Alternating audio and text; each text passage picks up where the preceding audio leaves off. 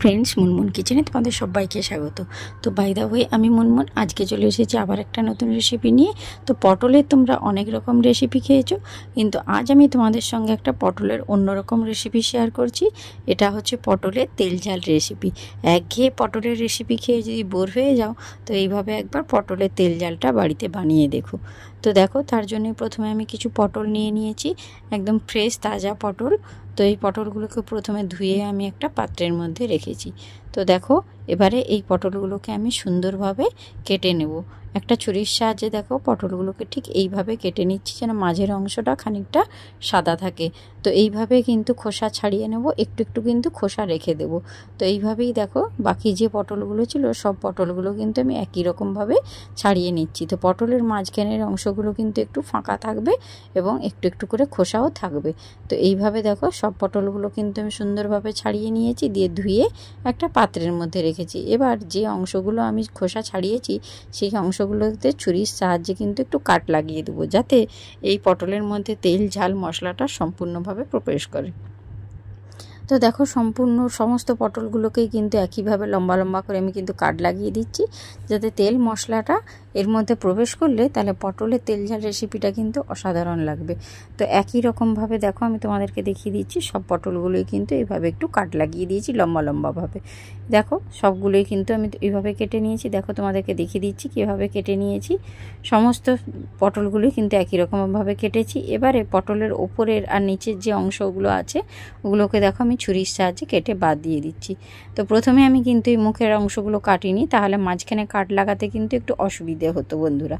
তো তার জন্য আগে আমি কাট লাগিয়েছি, তারপরে কিন্তু উপরের আর নিচের যে অংশটা আছে ওটা কিন্তু আমি কেটে বাদ দিয়ে দিচ্ছি। তো প্রত্যেকটা পটলেরই দেখো একই রকমভাবে কিন্তু উপরের আর নিচের অংশটা কেটে আমি বাদ দিয়ে দেব। তো সম্পূর্ণ রেসিপিটা দেখতে আমার সঙ্গে থাকো। এইভাবে নিত্য নতুন রেসিপিটা পেতে মুনমুন কিচেন চ্যানেলটাকে তোমরা সাবস্ক্রাইব করো এবং আমার চ্যানেলের পাশে থেকো। তো দেখো সব কটা পটলেরই কিন্তু আমি ওপরের আর নিচের অংশটা কেটে বাদ দিয়ে দিয়েছি। এবার এই পটলটাকে আমি কিন্তু একটু ম্যারিনেট করে নেব।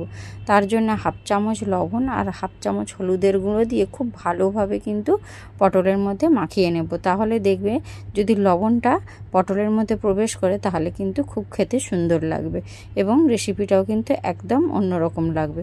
তো দেখো নুন আর হলুদটাকে কিন্তু খুব ভালো করে আমি মাখিয়ে ম্যারিনেট করে 10-15 মিনিটের মতো আমি এটা রেস্টে রেখে দেবো, যাতে লবণটা পটলের মধ্যে ভালো করে প্রবেশ করে।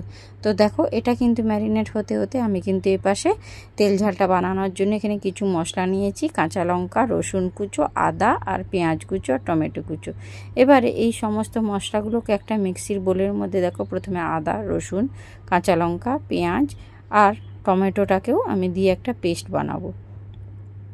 দেখো সমস্ত কিন্তু মশলাগুলোই আমি ওর মধ্যে দিয়ে দিয়েছি। এবারে এখানে দেখো হাফ চামচ মতো ধনে গুঁড়ো আর হাফ চামচ মতো মৌরি দিলাম। তো হাফ চামচ ধনে আর মৌরি দিয়ে হাফ কাপ মতো জল দিয়ে একটা সুন্দর পেস্ট বানিয়ে নেব। তো দেখো এখানে মৌরিটা কিন্তু অবশ্যই তোমরা দেবে, মৌরিটা দিলে কিন্তু এই তেল ঝাল রেসিপির স্বাদটা কিন্তু একেবারে ফিরে যাবে। তো দেখো সম্পূর্ণ আমার কিন্তু পেস্ট বানানো হয়ে গিয়েছে, একদম মিহি একটা পেস্ট আমি বানিয়েছি। এবারে চলো মূল রেসিপির মধ্যে প্রবেশ করি। তো এখানে দেখো গ্যাসের উপর আমি একটা কড়াই বসিয়ে দিয়েছি। তো কড়াইয়ের মধ্যে দিয়ে দিলাম সর্ষের তেল। আমি যেহেতু খুব গরমকাল, তো বেশি কিন্তু তেল মশলা আমি দেব না, খুব তো কম তেলেই কিন্তু আমি আজকের এই রেসিপিটা করব। তো দেখো আমি তেলটা দিয়ে কিন্তু তেলটা ভালোভাবে কড়ার গায়ে বুলিয়ে নিচ্ছি এবং তেলটা কিন্তু খুব গরম হওয়া পর্যন্ত বন্ধুরা আমি অপেক্ষা করছি। তো দেখেই মনে হচ্ছে এই পর্যায়ে আমার তেলটা খুব সুন্দর গরম হয়ে গিয়েছে। এবার নুন আর হলুদ মাখিয়ে যে আমি পটলগুলো রেখেছিলাম একে একে কিন্তু সবগুলোই কড়ার মধ্যে দিয়ে ভালো করে একটু ভেজে নেব। তো খুব বেশি কিন্তু বন্ধুরা পটলটা ভাজা যাবে না, তো খুব বেশি ভাজলে কিন্তু পটলটা কালো হয়ে যাবে, এর যে সবুজ অংশটা সেটা কিন্তু থাকবে না, একদম কালো হয়ে যাবে। তো কীরকম পর্যায়ে পটলটা ভাজা হবে সেটা কিন্তু আমার সঙ্গে থাকো, দেখতে থাকো। লো টু মিডিয়াম ফ্লেমে দেখো পটলগুলোকে নেড়ে চেড়ে আমি কিন্তু ঢাকনা দিয়ে রেখে দিলাম ঠিক 10 মিনিট মতো। 10 মিনিট পর দেখো ঢাকনাটা খুলে দিয়েছি, খুলে আবারও নেড়ে চেড়ে ভালো করে ভেজে নিচ্ছি। তাহলে দেখবে পটল ভাজাটাও কিন্তু খুব সুন্দর হবে এবং পটলটা বেশি কিন্তু কালোও হয়ে যাবে না। বেশি কালো হয়ে গেলে বন্ধুরা পটলের যে সবুজ অংশটা ওটা কিন্তু ভালো লাগবে না, দেখতেও খুব একটা ভালো লাগবে না। তো দেখো এই পর্যায়ে কিন্তু পটলগুলো মোটামুটি আমার ভাজা হয়ে গিয়েছে, এর থেকে কিন্তু আর বেশি আমি পটলগুলো ভাজবো না। এবারে কিন্তু একটা হাতার সাহায্যে আমি পটলগুলোকে তেল ঝারিয়ে দেখো তুলে একটা পাত্রের মধ্যে রেখে দিচ্ছি। তো দেখতেই পাচ্ছ পটলটা ভাজার পরেও কিন্তু এখনও যথেষ্ট পরিমাণ তেল রয়েছে। তো এই তেলের মধ্যেই কিন্তু আমি সম্পূর্ণ রেসিপিটা করব। এছাড়া এতে আর আলাদা কোনো আমি তেল দেব না, যেহেতু গরমকাল বন্ধুরা বেশি তেল মশলা খাওয়া কিন্তু স্বাস্থ্যের পক্ষে মোটেই ভালো নয়। তো দেখো যে তেলটা রয়েছে ওই তেলের মধ্যে আমি দিয়ে দিলাম কিছু কালো জিরে, গোটা কালো জিরে সামান্য অল্প পরিমাণ দিয়ে দিলাম। তো কালো জিরেটা একটু ভাজা হয়ে গেলে একদম ছোট ছোট করে কুচো করে রেখেছিলাম পেঁয়াজ, তো পেঁয়াজটাও দিয়ে দিলাম। এবার কালো জিরে আর পেঁয়াজটাকে কিন্তু খুব ভালো করে একটু লাল লাল করে বন্ধুরা ভেজে নিতে হবে। তো লো টু মিডিয়াম ফ্লেমে রেখে পেঁয়াজটা ভাজবে, তাহলে ভাজাটা কিন্তু খুব সুন্দর হবে। তো দেখো এই সময় দেখতেই পাচ্ছ যে পেঁয়াজটা আমার সুন্দর ভাজা হয়ে গিয়েছে, গলে গিয়েছে। এবারে যে মিক্সিতে আমি গ্রেট করে রেখেছিলাম মশলাটা, সেই মশলাটা আমি এবার কড়াইয়ের মধ্যে দিয়ে দিলাম। তো দিয়ে এবার কিন্তু খুব ভালো করে কষিয়ে নিতে হবে। তো এখানে আবার একটা কথা বলে রাখি বন্ধুরা, যে মৌরিটা আমি দিয়েছিলাম সেই মৌরিটা কিন্তু অবশ্যই দিতে হবে। এটা একটা কিন্তু গোপন ট্রিক্স, যে পটলের তেল ঝাল বানাতে হলে কিন্তু এই মৌরিটা অবশ্যই দিতে হবে, দিলে কিন্তু রেসিপির স্বাদটা একেবারে অন্যরকম হয়ে যায়। তো দেখো এবারে পেস্টটা দেওয়ার পর ভালো করে কষিয়ে নিচ্ছি। মোটামুটি এই পর্যায়ে দেখে বুঝতেই পারছো কষানোটা হয়ে এসেছে। এবারে এর মধ্যে আমি কিছু কিন্তু মশলা অ্যাড করব, গুঁড়ো মশলা। তো সঙ্গে থাকো আমি কি মশলা দেই সেটা লক্ষ্য করো। তো দেখো এই পর্যায়ে আমার কিন্তু মশলাটা মোটামুটি কষা হয়ে গিয়েছে, তেল ছেড়ে বেরিয়ে এসেছে। হাফ চামচ লবণ, হাফ চামচ হলুদের গুঁড়ো আর সামান্য একটু দিলাম লঙ্কার গুঁড়ো, কারণ আমি যেহেতু কাঁচা লঙ্কা বাটা দিয়েছি। আর কাশ্মীরি লঙ্কার গুঁড়ো দিলাম হাফ চামচ, আর ধনে গুঁড়ো দিলাম। এবারে ভালো করে কিন্তু একটু নাড়িয়ে চাড়িয়ে কষিয়ে নিতে হবে মশলাটা কিন্তু যত ভালো বন্ধুরা কষানো হবে রেসিপির স্বাদটা কিন্তু ততটাই সুন্দর হবে। তো এই পর্যায়ে দেখো খুব ভালো করে কষিয়ে নিচ্ছি। আর একটু সামান্য জল দিলাম, মিক্সিটা ধুয়ে, যে মিক্সিতে আমি মশলাটা গ্রেট করেছিলাম সেই মিক্সিটা ধুয়ে সামান্য অল্প পরিমাণে একটু জল দিলাম। এবারে কিন্তু খুব ভালো করে লো টু মিডিয়াম ফ্লেমে মশলাটা কিন্তু কষিয়ে নিতে হবে। তো মশলাটা কষিয়ে নিলে কিন্তু আদার একটা কাঁচা গন্ধ থাকে, যতক্ষণ না সেই কাঁচা গন্ধটা চলে যাচ্ছে ততক্ষণ কিন্তু মশলাটা খুব সুন্দরভাবে কষাতে হবে। তো লো টু মিডিয়াম ফ্লেমে রেখে দেখো বন্ধুরা আমি মশলাটা কষিয়েছি। তো মশলাটার মধ্যে থেকে দেখো তেল ছেড়ে বেরিয়ে এসেছে। এই পর্যায়ে কিন্তু আমার মশলাটা খুব সুন্দর কষানো হয়ে গিয়েছে। এবারে ভেজে রাখা যে পটলগুলো ছিল সেই পটলগুলো আমি কিন্তু ওই মশলার মধ্যে দিয়ে আবারও নেড়ে চেড়ে ভালো করে একটু কষিয়ে নেব। তো দেখেছো বন্ধুরা পটলগুলো কিন্তু একদম কালো হয়ে যায়নি, ঠিক এই পর্যায়ে কিন্তু পটলগুলোকে তোমাদেরকে ভাজতে হবে যেমন আমি তোমাদেরকে দেখিয়েছি। তো দেখো এইভাবে কিন্তু মশলার মধ্যে দিয়ে নেড়ে চেড়ে পটলটাকে খুব সুন্দর করে কষাতে হবে, তাহলে দেখবে সমস্ত মশলাটা কিন্তু পটলের মধ্যে প্রবেশ করবে, তাহলে কিন্তু খেতে ভালো লাগবে।